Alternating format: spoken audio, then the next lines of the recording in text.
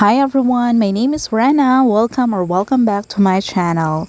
So, kamusta kayo? For today's video ay share ko sa inyo kung ano yung ginawa namin last Sunday. So, yun na nga, after work, we are off going to our ate's house kasi doon kami magla-lunch. And at the same time, wala naman kami lahat na work ngayong linggo, so magsasama-sama muna kami doon. Yan, at maganda ngayong araw today at hindi maulan, so it's a good time. So yun na nga, dumiretso ako sa likod bahay at andyan si Drogo, yung kanilang alagang aso. And also, naabutan namin ng mga kids na nanonood ng vlog ng isa kong kapatid sa TV habang nag-aantay sila sa amin. And so, yun na nga. So, maganda talaga kapag, maganda talaga kapag may bonding yung family ninyo. So, as much as possible, since na busy yung weekdays, find time to be with your family kahit weekends lang. So, yan. At, may hinandang pagkain yung ate namin for us to eat and, make salo-salo over the table. So, ano yung natin dyan? Yung ulam namin dyan ay kare-kare.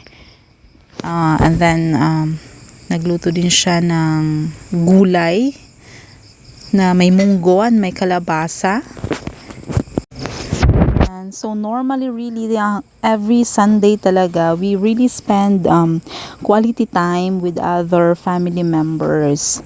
So normally pag wala sa bahay, so sa bahay ng kuya or sa bahay ng ate, or sometimes we go out to swim, and so kumbaga it's a really big deal sa amin yung family gatherings, kasi ito rin yung tawag nito, opportunity to catch up since na very busy ang all during weekdays. So yun, yung opportunity na makapag chikahan kung ano na nga ba yung mga ganap in everybody's buhay. So yun. And then also we really encourage also yung mga kids or mga pamangkin ko na mag-interact, kasi dito rin na i-enhance yung kanilang social skills, so that when the time comes na kailangan din nilang makipag-interact sa ibang, makipag-socialize sa labas ng bahay, then hindi na sila mahihirapan. So yun. At the same time then, this kind of gatherings nakaka-reduce din ng stress, no? So, pag Sunday talaga, I really want na ma-maximize ko yung time ko na mag-relax din, yung wala kang iisipin na kung ano pang ibang trabaho. So, I normally don't book lessons on Sundays. I don't give lessons on Sundays. My English tutorials. So, wala muna. And then, yung VA task ko, of course, meron kahit Sunday, but normally it will only take such a short time for me to send some files or to accomplish a specific task. So, parang hindi ko na yun kinakount as work si VA, kasi lang siya, passive lang siya, and then madali lang naman. So, yan, yung ate ko may bok choy for kare-kare. And yung nasa isang kawali, ginataang munggo for dessert. So yun na nga, nagtatawanan kami dyan, kasi yung laman ng ice cream box ng ate ay buko salad. So very Pinoy talaga. Yung pre-preserve natin yung mga lalagyan ng mga ice creams para pwede pa natin gamitin sa ibang food. Yan. So, my ate loves to cook and bake, and sometimes yung mga binibake niya ay, of course, may mga free taste din kami. So, for hobby lang yan ng ate ko, yung pagluluto-luto niya. And during her free time, she tends to experiment sa mga bagong recipe. So, napili ko nga na dyan na muna ako sa labas, kumain ng aking buko salad habang nakikipagkwentuhan sa kuya ko. And maganda yung view dyan kasi palayan. Very presko yung hangin. So yun nga, after eating, nagyaya muna ako kay partner na lumabas kasi nakalimutan ko, meron pala akong short, madali lang naman, may konti lang akong items na kulang sa store na kailangan kong bilhin kasi the next day is Monday na naman and kailangan kompleto tayo sa store ng mga ng mga necessities ng mga kapitbahay. Okay. So madali lang dyan kami and kahit nga maraming pila ay kailangan para kompleto yung items natin sa store, yung laging binibili. So yun nga, habang tingin-tingin kami, check ko rin yung kung may mga promo na items na binibili para at least makuha ko din at saka makatipid din yung mga customers natin sa store.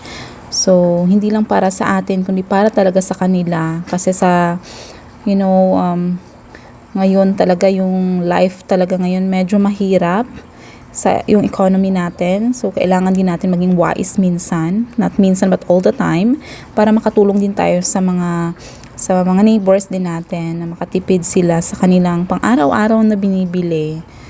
Yan. So, Sunday is a day talaga for family. So kahit gustuhin ko man na full-time talaga Sunday sa family, may work tayo and then kailangan din nating i-plan kung ano yung next day na naman natin.